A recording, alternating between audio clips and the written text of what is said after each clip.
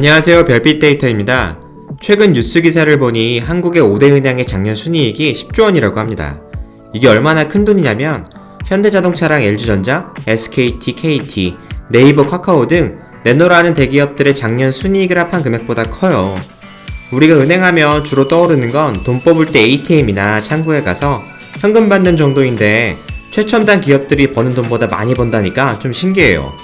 은행은 어떻게 이렇게 많은 돈을 벌 수 있을까요? 은행의 수익의 90%는 대출에서 나와요. 쉽게 말하면 돈놀이를 하는 건데요. 보통 우리가 이자율 2% 정도로 예금을 맡기잖아요. 은행은 그 돈을 가지고 돈이 필요한 사람에게 이자율 4% 정도로 돈을 빌려줘요.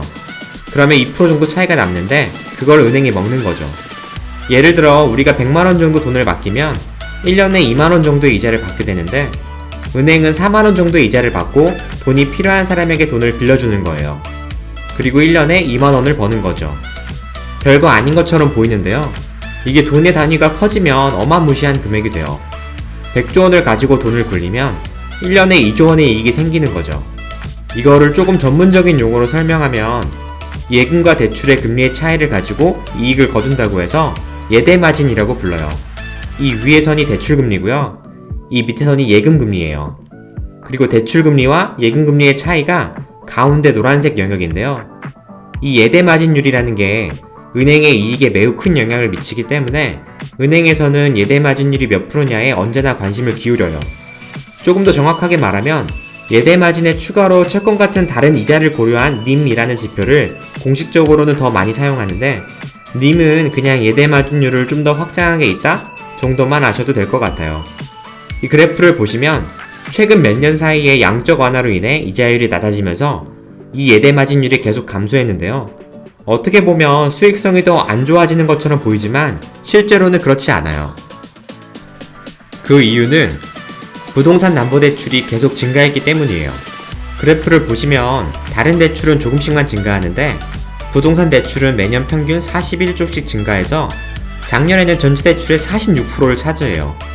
부동산 담보대출은 이자율이 다른 대출보다 낮아서 NIM은 좀 떨어지지만 대출 한 건당 금액이 몇 억씩 되기 때문에 절대적인 이익 규모 자체는 커지는 거죠. 부동산 담보대출이 증가한 원인은 제가 다른 영상에서 이야기했듯이 전 세계적인 양적 완화로 인해 시중에 돈이 엄청 풀리고 이 돈이 갈 곳을 찾다가 안전자산인 부동산으로 몰려서 그래요. 그런데 10억 원이 넘는 아파트를 현금으로 딱 내고 살 수 있는 사람은 별로 없잖아요. 대부분 이렇게 은행에서 아파트를 담보로 잡고 돈을 빌려서 아파트를 사는 거죠. 근데 아파트 가격이 계속 오르다 보니까 아파트를 사는 사람은 점점 많아지고 돈도 더 많이 빌리고 그러다 보니 결국 최후의 승자는 은행이 되는 구조인 거죠. 그런데 제가 대출로 돈 버는 게 쉽다고 이야기하긴 했는데 여기까지 가기가 꽤나 어려워요. 우선 이렇게 공식적으로 대출로 돈을 벌려면 은행 라이센스를 따야 하는데 이 과정이 어마무시합니다. 우선 IT 인프라가 갖춰져야 하는데 은행은 다른 IT 기업처럼 자기만의 시스템을 만들면 끝이 아니에요. 대부분의 거래들이 다른 은행이나 증권사, 카드사들과 반드시 연동이 돼야 돼요. 우리가 신한은행에서 국민은행으로 돈을 100만원 이체했는데 국민은행에서 돈을 못 받았다고 하면 안 되잖아요? 아니면 50만원만 들어왔다고 하면 큰일 나는 거잖아요? 그래서 금융기관들을 연결해주는 금융공동망이라는 시스템이 있고 이 시스템과 싱크를 맞춰야 하는데 이 과정이 매우 힘들고 많은 오류가 발생해요. 또 돈과 관련된 일이다 보니까 서버가 죽거나 데이터가 날아가거나 해킹을 당하면 큰일이 나요. 전 재산을 은행에 입금해 놨는데 데이터가 날아가서 어느 날 갑자기 제 잔고가 0원이 되면 하늘이 무너지겠죠? 그러면 다들 은행 앞에 가서 피켓 들고 시위하고 고소 절차를 밟게 되는 거예요. 그래서 은행 시스템은 보안부터 시작해서 안정성에 많은 자원을 써야 해서 시스템 구축에 수천억 원이 들어요. 게다가 집 근처에 은행 지점 하나씩은 있잖아요. 전국적으로 수천 개의 은행 지점이 깔려 있는데 이게 유지 비용이 엄청나요. 이렇게 많은 지점을 유지하는데 평균적으로 1년에 한 개당 16억씩 들어요.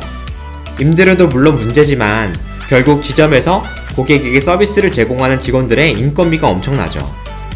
이렇게 돈이 많이 드는데도 은행들이 지점을 깔고 직원을 뽑고 하는 이유는 예금 대출 규모가 커지면 커질수록 점차 이득이 기하급수적으로 커지는 규모의 경제 효과 때문에 은행들이 다들 몸집 키우기 경쟁을 해왔던 거예요. 이 그래프는 은행의 직원 수와 대출 규모를 나타내는 스캐터 플롯인데요. 가로축이 직원이 몇 명인지를 나타내고요. 세로축이 대출이 몇 조인지를 나타내요. 2010년과 2015년, 그리고 가장 최근이 2019년까지 각 은행들이 어디에 위치해 있는지 이 점들을 통해 볼 수 있는데요. 이 점 같은 경우 2019년 국민은행인데 직원이 16,543명이고요. 대출 규모가 257조 원이에요. 이 점 같은 경우 2010년 SC은행인데 직원이 5,272명이고요. 대출 규모가 37조 원인 거죠.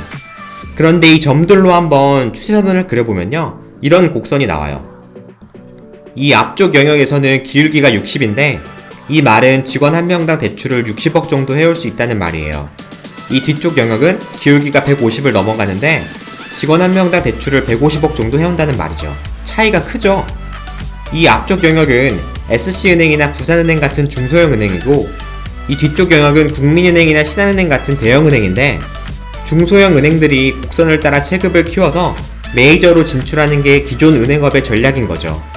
왜냐하면 대형은행들이 전국에 지점을 1000개씩 쫙 깔아놓고 마케팅도 1000억 단위로 쓰면서 장사를 하면 규모의 경제 효과가 크게 작용해서 중소형 은행이 아무리 노력해도 체급 차이를 이겨낼 수가 없거든요.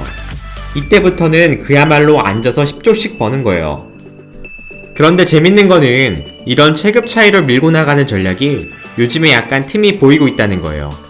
그게 바로 지금 여러분이 이 영상을 볼 때 쓰고 계시는 스마트폰 때문인데요. 사실 요즘에는 굳이 은행 지점에 자주 안 가는 경우가 많아요.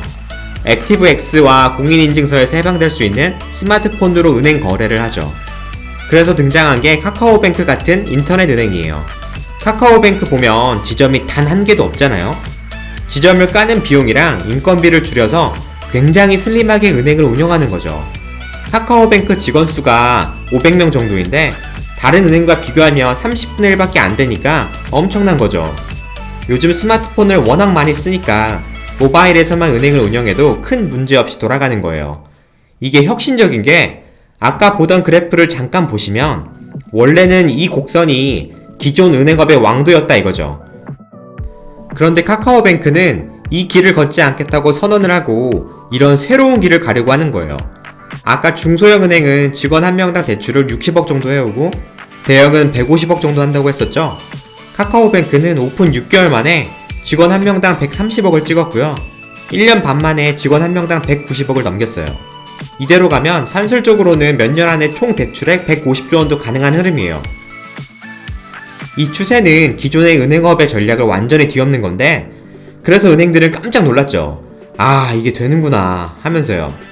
그래서 TFT다 컨설팅이다 직원들을 불러 모아서 어떻게 하면 카카오뱅크의 이런 새로운 전략에 대응할 수 있을지 고민했고 그래서 직원 수와 지점 수를 줄이면서 몸집을 가볍게 하면서 동시에 뱅킹 앱을 전면 개편해서 모바일 뱅킹을 대폭 강화해요. 은행들 앱 보시면 예전보다 정말 많이 편해졌어요. 지문으로 로그인도 기본으로 되고요. 화면 구성도 세련되게 바뀌었어요. 신한은행이 어떻게 보면 패스트 팔로워인데 카카오뱅크가 오픈한 지 몇 달 안 돼서 웬만한 기능을 다 따라잡은 솔뱅크라는 앱을 오픈했고요. 심지어 저축은행도 웰컴저축은행이 카카오뱅크와 비슷한 편리한 앱을 출시했어요.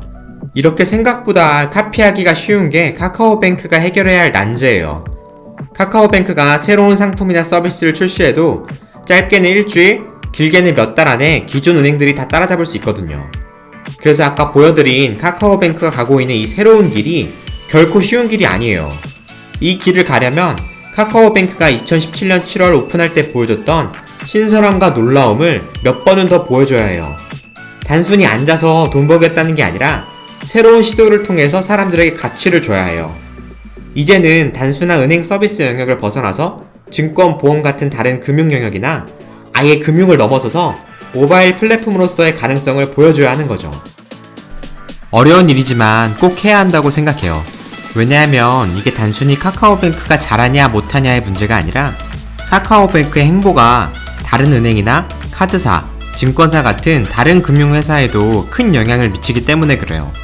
금융 쪽은, 특히 한국의 금융 쪽은 기술에 대한 경쟁이 치열하지가 않아가지고 내수시장을 몇몇 거대 금융사가 나눠먹게 하는 구조거든요. 이 잔잔한 호수에 카카오뱅크 같은 맥이, 아니 상어 한 마리가 딱 나타나가지고 휘저어줘야 되는 거죠. 기다리고 있겠습니다.